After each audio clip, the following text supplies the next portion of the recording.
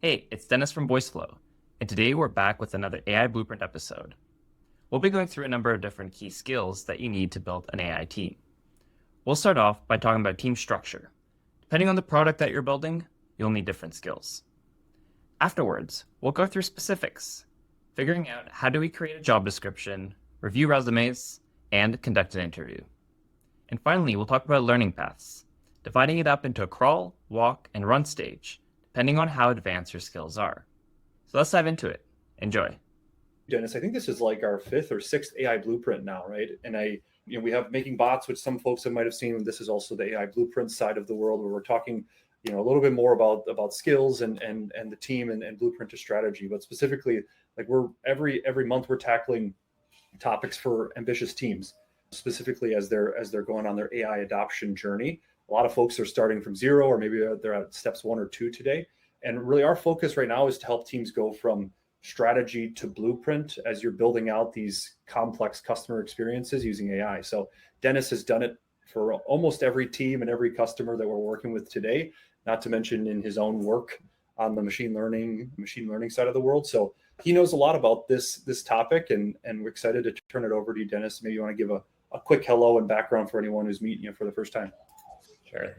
Thanks, Sam. So good to meet everybody. I'm Dennis. I've been working in this space for more than 3 years now, joining Voiceflow to start the machine learning team, and now spending more time working with our customers as well, helping with enterprise strategy and market strategy and general technical enablement. So excited to see how the space has evolved over the past 3 years. I think on one of the past blueprints, somebody asked how I don't have gray hairs yet working in this space. So thankfully still have the full color, but let's get started. So we have a pretty packed agenda today. We usually start these things off with your questions on the topic, so building AI teams. Then we're going to talk a little bit about the transformation in the industry over the past 5 years, then diving into structuring the team, going into the skills, then really getting hands-on with interview questions, job descriptions, resumes, and finally ending off with your AI blueprint.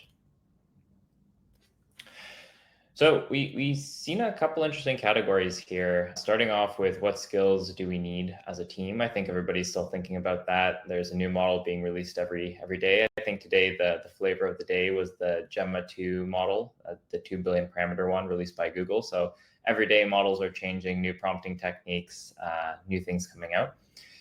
And then afterwards, I think there's a question of, should we be building these skills in-house? Should you be outsourcing, finding a partner, finding a vendor? A lot of folks asking about that. Afterwards, just how do you build a business case? How do you align stakeholders internally? That's something that's pretty important, both on the client side and within a company. And finally, how do you train the team? So a lot of interesting questions here. I will be covering most of them throughout the presentation, and just really want to make sure that what we're discussing aligns with the group's interest. So I guess to get started, I think we're talking about building teams, and teams aren't just AI engineers. Teams are various skills, components, jobs within a product, and that's been sort of the whole philosophy we've talked about as part of this AI Blueprint series, right? You don't need to code to be a very important member of an AI team, but you do need to have the skills to be able to manage projects, understand scope, find use cases, sell, market, all these great things. And this sort of talks about the whole holistic question of how do you manage AI agents and products as products rather than just one-off solutions. So again, a lot of different components to AI products. So something that we'll continue to keep in mind as we go through.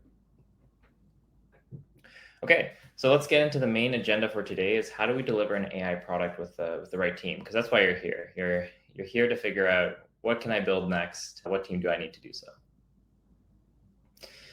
Okay, so to start off, the AI or machine learning world looked very different in 2018, even earlier. If you remember that time, the topic we were talking a lot about was computer vision, actually. We were talking about automating medicine, self-driving cars, all that fun stuff. And a lot of times when people are asking about data science or machine learning, it was a lot to do with the model, right? What is the best model that you can build? How do you deploy the model? How do you get data to train the model? And for hiring teams, the main question was which PhD or master's program should you hire out of? And we did have a lot of concerns about how to actually deploy these models, train them, figure out the technical feasibility, and the black box sort of phenomenon with deep learning. Now, if we fast forward to 2024, the questions are similar, but they have a new flavor to them. What's unique about large language models now is that usually you can just connect to an API, right? You go to openai.com, anthropic.com, right? Google.com, or I guess what Google's domain is for the AI space, Vertex AI. If you use these models, it's just an API. You don't have to worry about deploying your own unless you're going to very specific use cases. But we still have the sort of similar questions about how do you monitor and test these models for hallucinations? Should you train your own model or fine tune? How do you keep up with these new capabilities of things like multimodal models, right? A lot of questions there, and still so many questions on prompt engineering, right? Like, is this all you need? Is this the only technique, or should you be thinking of this in a deeper case? I think also that there's this whole energy within this space is a lot greater than it was sort of 2017, 18, 19. There was a lot of energy back then, but now it's even more. You can ask sort of grandparents if they've heard of ChatGPT, and they would not have heard about deep learning models 6 years ago. So very interesting space. It's evolving quickly, but the requirements for building a team have changed. Now, every AI project is going to be a little bit different, and it's important to recognize what these differences are. So when you're building a project, there's going to be different bottlenecks. They might be starting from a business case, right? Why do I want to use AI? I shouldn't just be using AI because it sounds cool. I should figure out why my customers need it, my team needs it, etc. And we have the question of how do we actually integrate with our product, right? Do we just slap a chatbot onto a website? Does that make sense? Or is there a deeper user experience we want to build? And these questions keep on going, right? Measuring ROI, choosing the right model, finding the right data, testing and refining workflows, building AI-focused interfaces, selling AI solutions, product positioning, customizing customer needs, right? The list keeps going, and we could even get into subcategories here. Now, when people say, I need to hire somebody to help me with AI, the question is this going to be one AI engineer? Is there going to be a magical unicorn that comes around and says, yes, I can both build and sell your product. I can do cost analysis for all these things. I can do product analysis, product positioning. I can market the product. I can do all of that, right? That's not really something that is fair for one person to do. Now, in reality, you're going to have many different jobs that people are going to be working through. AI product management, software engineer, a business analyst, finance, machine learning engineer, data engineer, front-end engineer, sales, product marketer, solutions engineer. It's more than one role, right? And for your business, for your team, you might not need just engineers, right? There are other really important ways to approach this problem. So just want everybody to take that in, understand that we don't need to hire just engineers, because unfortunately that's been some of the energy in the industry. Now, all of these jobs already exist. If we're working in a SaaS world or in a product company or even in consulting, we might have done a lot of this before. Many people have agencies who have joined these calls before, and you might want to pivot into this AI direction. So a lot of similar skills, just need to learn how the AI world adapts to that. Yeah, and Dennis, one really quick call out for you too. It's like, that's a long list, right? But it's a list of requirements if you want to ship something that's custom, complex, and actually delivers a unique end result, right? Like, I think there's a lot of ways where you could do everything on the left with like, one click, low lift, very, not anything that's revolutionary in terms of the customer experience, right? And I think setting that context of like everyone here has a little bit of that ambition, a little bit of that like product mindset. And that's something that you've helped me realize too. It's like, these are kind of like a privilege to have this list because you care enough about the end experience that you're going to treat this as a core product and not just a one-off solution. So just to call it that I've learned from you that I think everyone here probably has a little bit of that good ambition around this product workflow. But yeah, absolutely. And you read my mind. That's exactly the next slide is, in most cases, you do not have budget for a full massive team. You don't have the ability to interview people. You might have not worked in some of these domains, right? So you might only have budget for 1 or 2 roles. So while that list looks intimidating, it is achievable to build the beginning of your function or your business with fewer people. So the typical startup project product advice is focus is so important, right? You need to focus on what you need, and you need to be very deliberate with that, because every type of business or team that you're building is going to be different. For example, if you're building an AI agency for small and medium businesses, dentist office, local coffee shop, local e-commerce store, right? Your needs are going to be very different from an AI perspective. You likely aren't training your own models. You might be using a managed RAG solution. You might have 50 different clients that 80% of the work is templatizable, right? So how do you reuse and ship quickly, build a good experience? And sometimes the customers you're working with might not even focus on their website, right? So this level of digital transformation is part of that. So that's a specific use case for building a team, and there are nuances there, right? Many people who are probably watching this know way more about building AI agencies than I do, just because they work on it every day, right? That experience, you should use that experience to fuel your decision making. Now we go to the next category, building a SaaS product, right? So if you're building a product, whether it's an AI company or just a product that integrates with AI, let's say an accounting software, right? That's going to be a very different perspective as well, right? You're talking about different kinds of risks, about hallucinations that you're integrating to your product, the user experience, like how are you actually making it better, right? Very, very different than building an agency. What if you're building a large language model company, a very machine learning focused research company? Again, a very different team that you'll need to build compared to the previous 2 examples, right? Much more technical, much more focused on infrastructure. Your one deliverable might just be an API, right? Like imagine building a company with 1,000 people, and what you have to show is the quality of that API, right? So very, very different requirements, and I want to keep that in mind as we're going through this. Now, to simplify things, I think there are 2 categories. It's kind of the common advice, right? There's 2 types of jobs, right? Somebody to sell and somebody to build. So person 1 within a team focuses on sales, product, marketing. So what do our customers want? How do we communicate our value? How do we prioritize what we're building, right? So very simple jobs to do on the surface, but they get very complex depending on what you're trying to build. Number 2, we have the person who is building the solution. So maybe a full stack developer, AI developer, solutions engineer. They have a few other responsibilities. How do I solve a customer's problem? How do I choose the correct technology? And how can I scale the system to multiple customers, right? So division of responsibilities here, it's really important. We see this across teams, across companies, and it's a good place to start.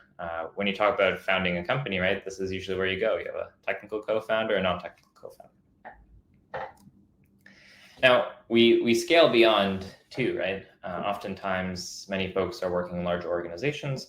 So I just want to go through some examples across teams of 2, 5, and 20. So with a team of 2, you want to build experiences, AI experiences quickly, iterate, and ship them, right? You would probably have a lower level of specialization in the sense that you focus on general domains, a general type of customer. You're focused on the immediate questions that are burning. And going back to those roles, it's a focus on business and tech generalists. Now, as your team grows, you start to specialize more. You start having a roadmap rather than just reacting and iterating for customers as quickly as possible. And you start to develop some areas of expertise, right? So if in a team of 5, you might have somebody who's, if you're building, let's say, a RAG-based solution, they might focus exclusively or mainly on RAG and improving that system if that's critical to your business. You might have a specific salesperson, right, who's dedicating to selling your product. There's a lot more levels of specialization that you can now afford because you have more people. So a sample team right here might be having a salesperson, the product manager, 2 full stack engineers, and an AI ML engineer as well. Now, as the team continues to scale to 20 and beyond, suddenly you should probably start planning for complexity, right? You have your roadmap ahead of you. You might start getting more complex requests from customers. You might be going after a whole segment that requires a broader team. So depending on that, you probably have different focuses on the short, medium, and long term. And you start adding more specific roles. Maybe you're talking about ML ops or LLM ops. You're talking about cloud infrastructure. You might have a legal and risk person involved because deploying in the US in a medical context or financial context might be different than deploying a SaaS application in Europe or Canada, right? So all these different requirements start to blend in. And I think it's really important technology, again, going back, that this is a team sport. It's very hard to launch a product without understanding legal or risk implications, right? Just as much as it's very hard to build a product without having a strong engineering team behind you. So all these are a little bit different, but they have the core principles, and hoping that everybody sort of falls into one of these buckets. Some people might be working at companies with 100,000 people, but usually teams are a little smaller than that. Okay, so leaning into a little bit more on that larger team, we talked a little bit about smaller teams and generalists. How about larger teams? So I typically think about it as there's sort of two ways to structure a team. The first one is a horizontal team, and the second one is a vertical team. So a horizontal team is that your team is structured based on your competencies. So you might have sales and marketing as part of a team, design, product, full stack engineering, infra, and ML. So you're delivering within that domain, and the team is working together on their specific roadmaps, and you have a higher level alignment at the company or team level. Afterwards, we start thinking about vertical teams. So vertical teams are a little bit different, where you have defined products or segments that you're going after. So you might have one salesperson focusing, let's say, on e-commerce, along with a product person and 2 engineers, because what you're building as part of the product there is very dedicated to that segment. Or even more specific, right? E-commerce for shoe companies might be one segment, and then e-commerce for handbags might be another segment. So dividing it by product might be quite important. So yeah, different ways to divide the team there. And I see a chat about a team of 1. I'll touch back to that in a little bit. Now, if we talk about the large team, we have a horizontal team. This decision on which team to implement really depends on how your organization is structured, your customers, and the strengths of your team. So horizontal teams work well when there's many similar use cases that there's general alignment on. So you're going to need to reuse, sort of build these different layers, these strengths. For example, if you have similar use cases, then your product is going to look fairly similar, and you can just focus on building and going as quickly as possible. At the same time, the depth that's required for your product might require 5 people on an infrastructure team or machine learning team to focus to really get to that level of success that you need. So it's harder to sort of split people up. It works well when you have deeply specialized team members focused on the task, because then you can specialize based on the team, and you have the expertise needed to keep building better and better, more specific products. And having a strong central strategy helps, because now each team knows what they're working towards, what they're building, and how they're contributing. So that's a horizontal team. And going into an example, for if you're building let's say a LLM serving platform, like an API, this is a great way to go, because you'll need specialization within teams. Now, on the opposite side, we have vertical team. We have many different product teams focused on different segments or features. So this works well when you have high autonomy individuals. So you have a team where people understand context, they can switch quickly, they're self-sufficient.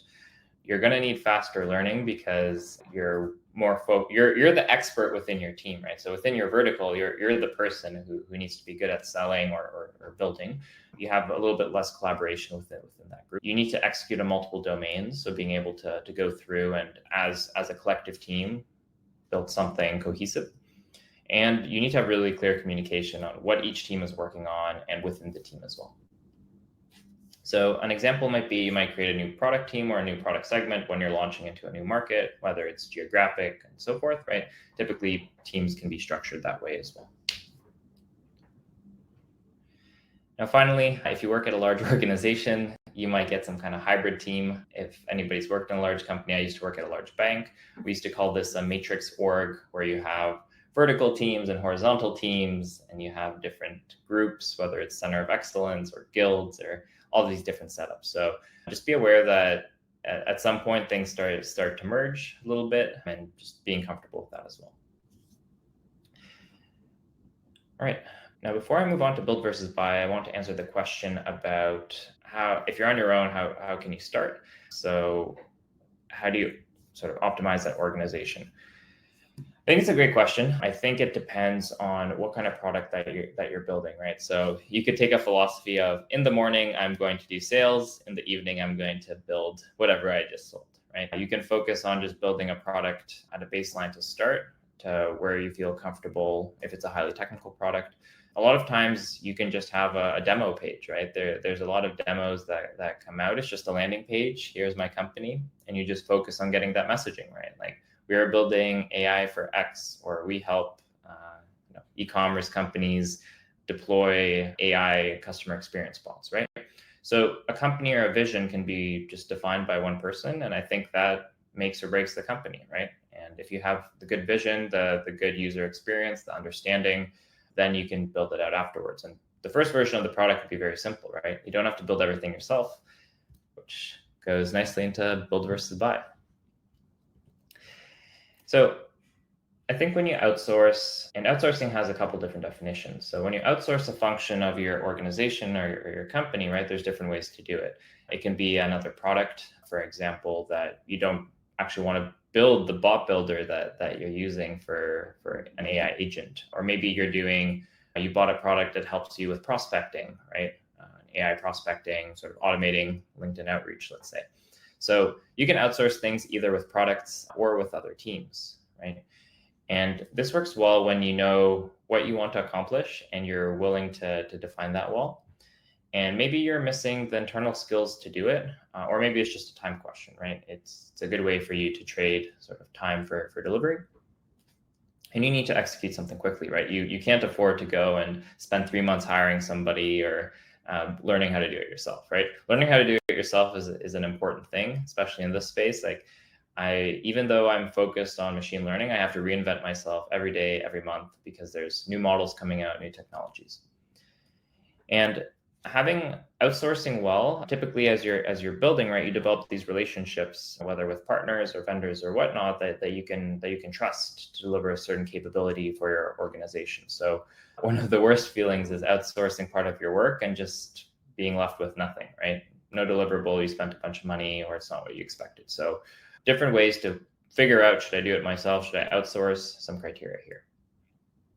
And then sometimes you might outsource things that are not your core business, right? Like, you don't really care how your accounting software works, or how certain back office processes work, or even like how exactly your conversational experience works, right? You just want to deliver value for a customer. So really depends. Or how does your large language model work, right? That's a very big piece of things that we take for granted, right? We don't actually know how ChatGPT works. We just assume it works, right? And yeah, I talked about the vendor versus consultant and how different parts can fit in. All right, so we talked about generally team structures, sort of talking about a more abstract level. Now I want to dive really deep into looking at specific skills. So what are important things to look at? So I think when reviewing a resume and reviewing a profile, it's really important to look for somebody who can clearly communicate what they've delivered so far. And this can be in the form of demos or metrics. So for example, if you're working with somebody and they're like, hey, I can design this website well, the obvious question to ask is what websites have you built before, right? If you're working for somebody who's optimized some prompts, right? The question is, can you show me some examples of some use cases that you've done some prompt engineering on, right?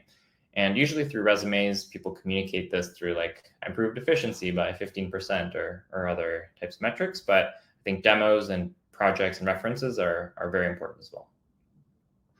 The other component is what the person has built is relevant, whether you're hiring or you're the one looking for a job, right?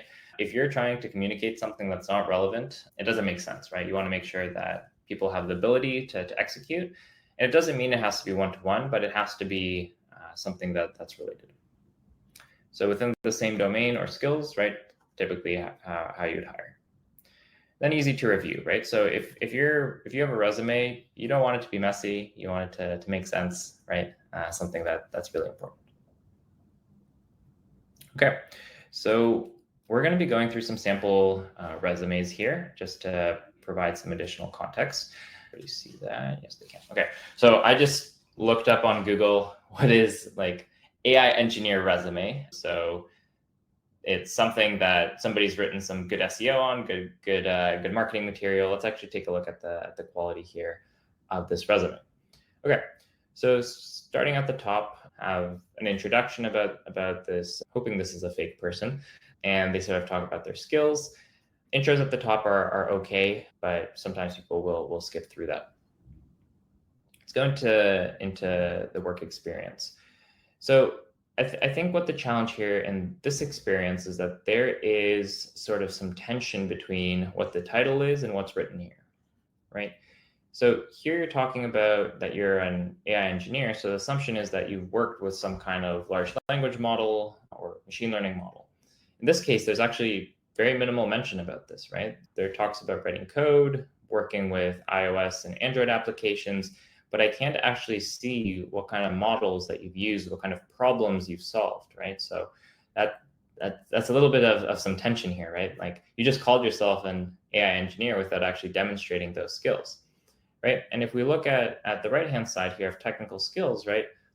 These aren't necessarily the skills I'd expect from an AI engineer, right? Just going through the programming languages here, Python's mainly the one that might be used, maybe some C++, but again, not painting that cohesive story of what's happening. Likewise here, we go next into some of the older experience here, doing some pathfinding. I think this is a little bit more relevant. The good things that were mentioned here were sort of the impact of the projects, how much money this is delivered on, and so forth, and sort of increased revenue.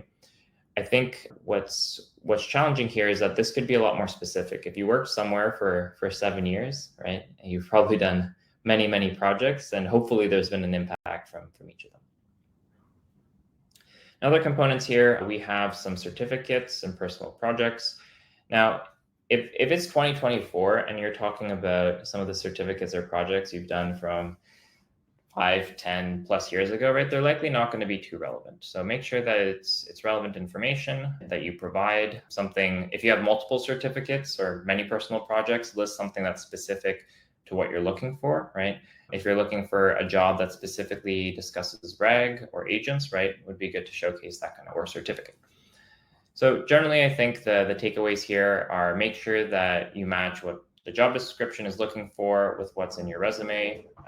Make sure that you tell a cohesive story, that it's easy to follow based on your title, experience, and skills. Generally, I think this layout is fine. No complaints there. All right, let's go to a second resume. All right, so this resume here looks to be for more junior person. This looks to be like a series of co-ops or smaller contract programs, and hard to tell.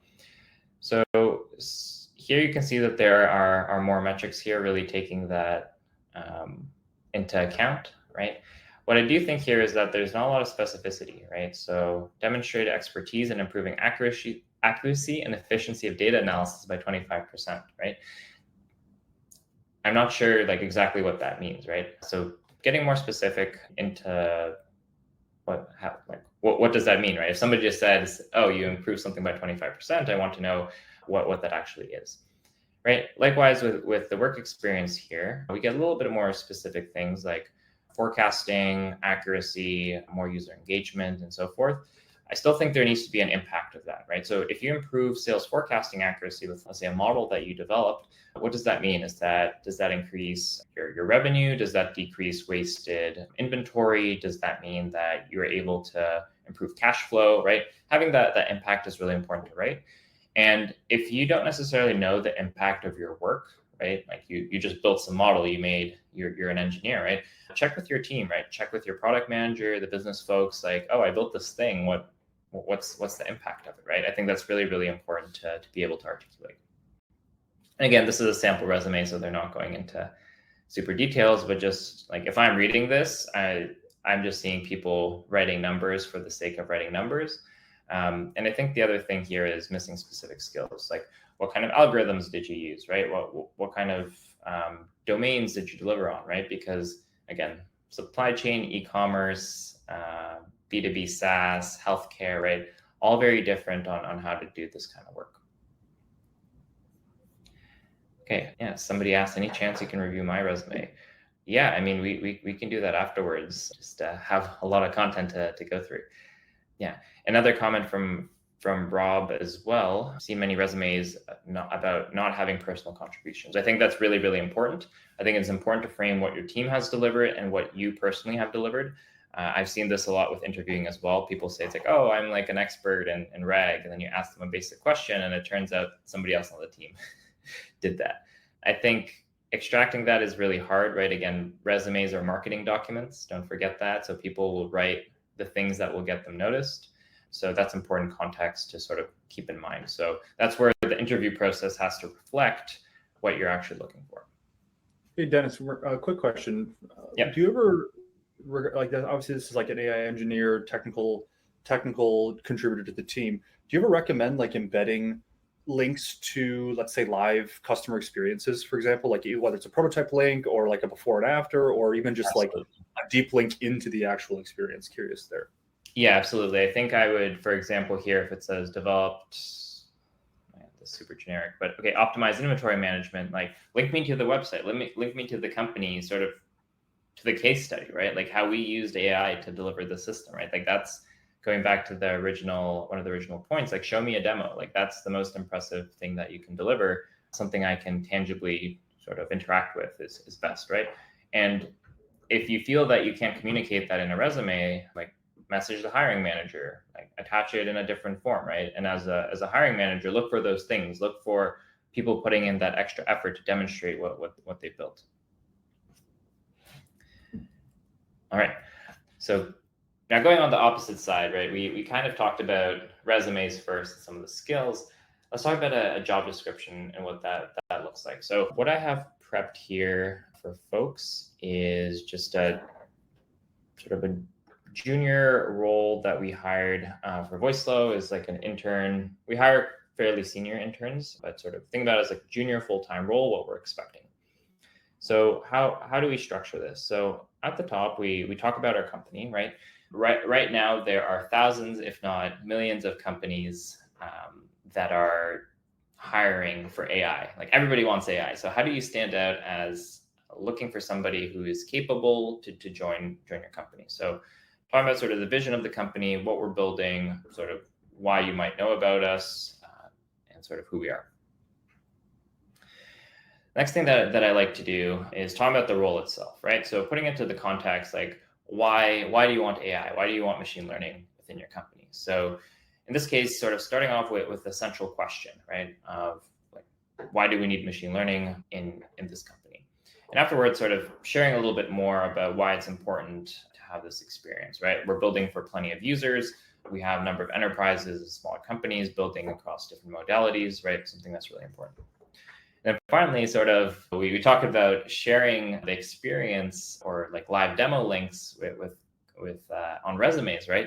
We like to do the same thing, right? We want to say, okay, what kind of capabilities have we built? What kind of case studies have we accomplished, right? So right here, for example, if we link out, we have some of our applied research that we've done, right? So you can see, yes, this is what the company is working on. This is what I can expect to work on, what I can expect to deliver.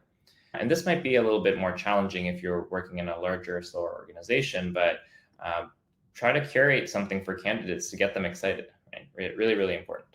Next, what I like to communicate is what we have already, what we've built. So when the person walks in on their first day, they're not surprised.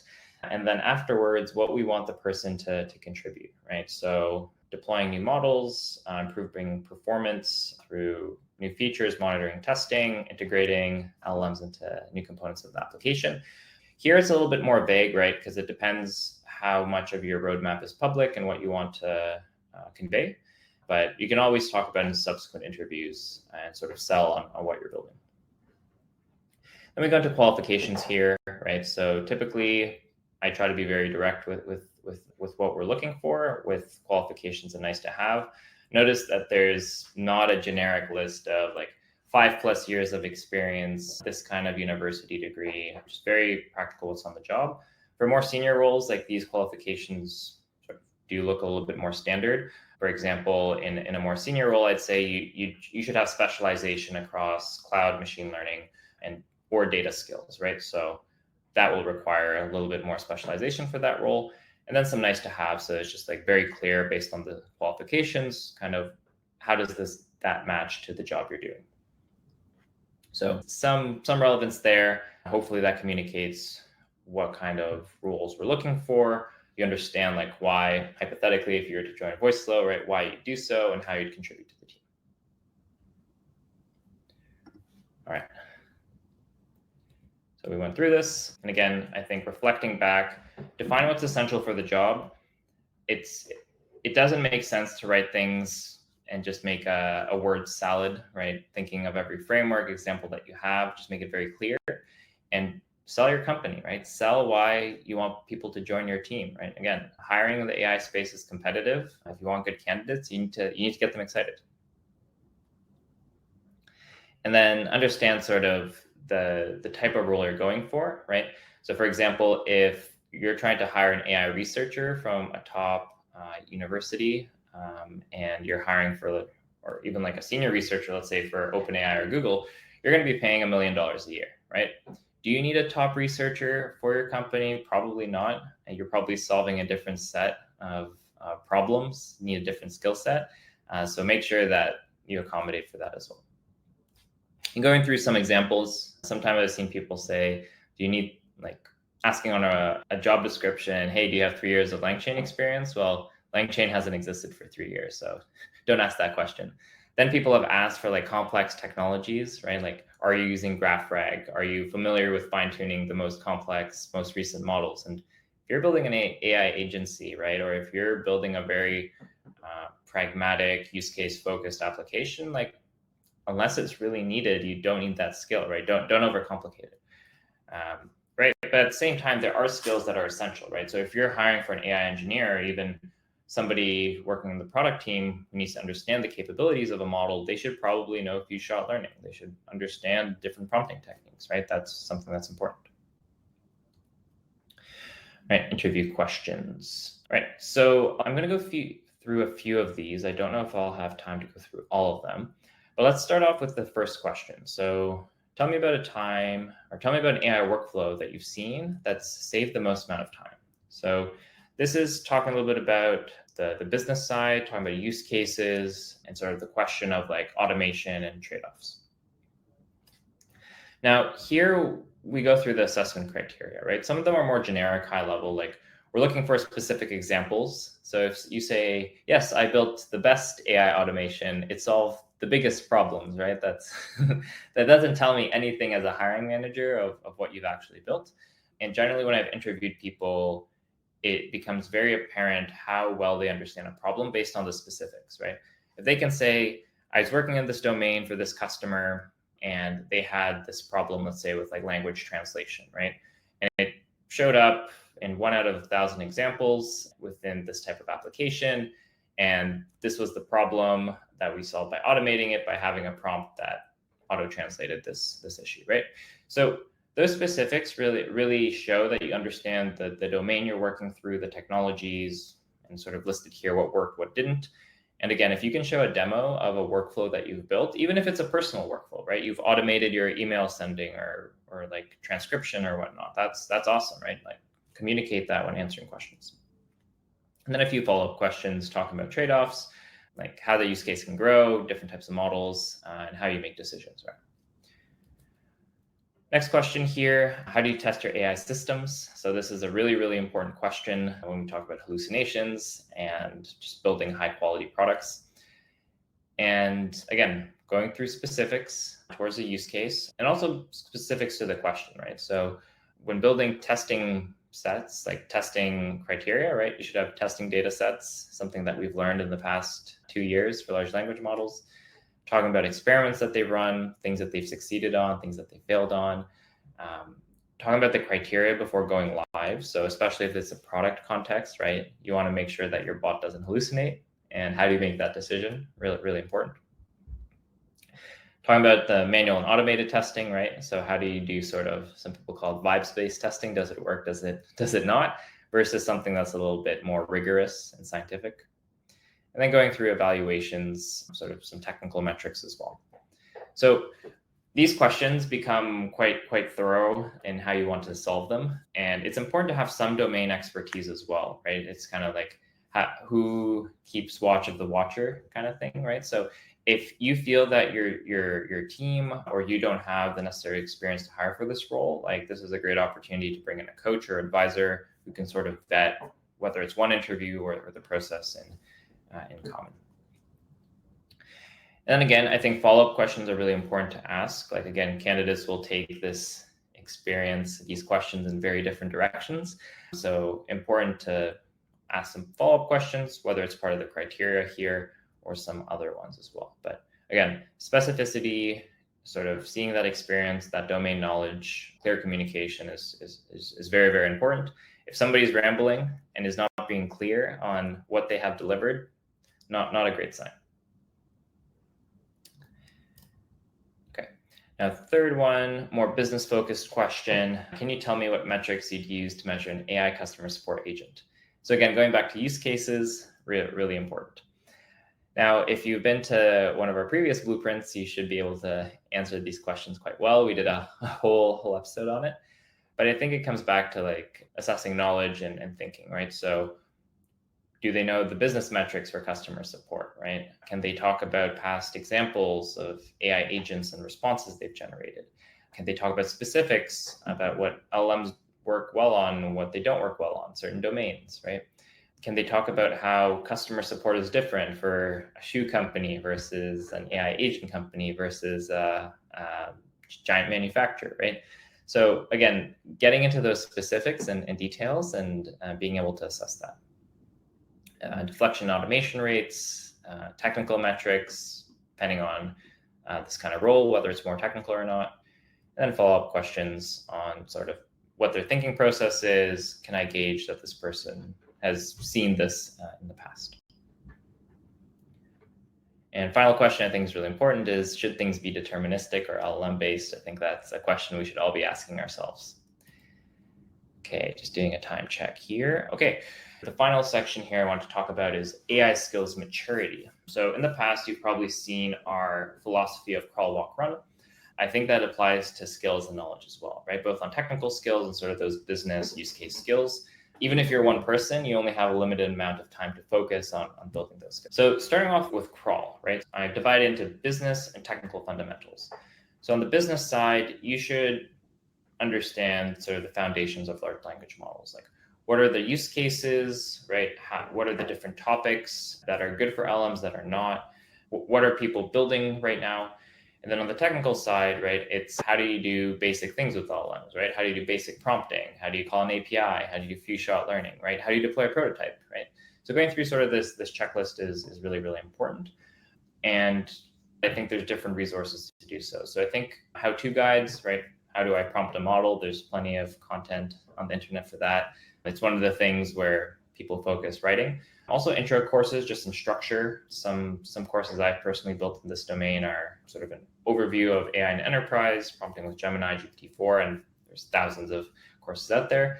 And there's also different conferences that are happening. For example, later this month, or I guess in August, I'm heading over to AI4, which is a conference mainly focused on business use cases.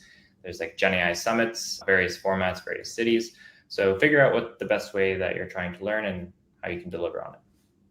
Now we get into the walk stage, right? So in the walk stage on the business side, you're starting to think about more specifics on use cases. You're thinking about pricing, on costs. How do you turn AI into a viable business, right? Thinking about your customers, what feedback that they have, what are their use cases, tracking basic metrics, customer iteration loops, right? So how to deliver on the product. And on the technical side, right? So how do you deploy for multiple clients? How do you use different models? How do you have different templates? Can you use RAG for applications from scratch, right? How can you deploy end-to-end applications? And yes, Rob has a great point. I think guardrails are really important for implementation, just to reduce hallucinations. I'll definitely think that's important for that. But yeah, you can imagine there are more than 5 skills to crawl, but absolutely. Guardrails, super important, hallucination checks as well. I think from the the concept here too is that where are you building this, right? So if you're just prototyping, that might not be your main requirement, right? If you're kind of in the middle here. If you're launching to production, that is quite important. That's more intermediary step. But if you're just getting started with a prototype, not as important at the beginning. Likewise, I think it's important to get hands-on here with hackathons, intermediate courses that help you build as well. And you start getting into more advanced courses where you can sort of understand the domain too. Now for Run, I think this is where we get into more advanced business cases, right? You're focused on metrics, user behavior, you understand a niche, you're really understanding sort of the AI cost and pricing economics, you understand legal and risk and security. And again, depending on your use case, right, this might be much earlier, right? If you're launching in the EU, you should probably understand how AI, GDPR or the AI regulation framework, how that's affected, right? But in other cases, you might have another team that's focused on that, so you can delegate a lot of that to your central legal or risk team. On the technical side, I think as you're running, you start to develop some expertise in a certain niche, right? Whether it's in your industry or the type of problem that you're solving. And I think going into that guardrails conversation, you start to have a good suite of benchmarks that you've built, and you can assess how well technologies work in conjunction, and you can sort of quantify, like, when does my model respond correctly? When does it not? What circumstances? And you start building more complex systems, right? So you have multi-prompt and agent systems that continue to evolve and so forth. And now this gets to an interesting question, right? Of where are you going to learn more advanced things? You start to get to a point where you're maybe teaching other people about these kinds of domains. It becomes kind of harder to dive deeper into specifics. So more advanced conferences, whether it's research conferences like NeurIPS or ICML and so forth, or more industry-focused conferences like QCon, where you have experts there, the focus is more on senior folks. Likewise with writing, like long-form posts, deep dives into YouTube videos are really important. I think you also develop better expertise and sort of push and start running faster and faster when you're building with customers and they're pushing you to be successful. And at the end of the day, if somebody has done it before, having an advisor, mentor, or coach is super duper helpful. Okay, I have sped through that content. I wanted to leave some time for questions. But key takeaways here: know what you're building, be very specific, be very focused, know the responsibilities for business versus technical hires and how to prioritize based on that. Resume should be very specific and clear with what they've communicated. When you're answering questions, you should be specific, whether on a resume or in an interview. Practice makes perfect when you're actually building and getting better and better, whether it's deploying prototypes, going to production, or multiple applications. And finally, some of the learning paths that we have. Awesome. All right, Q&A time.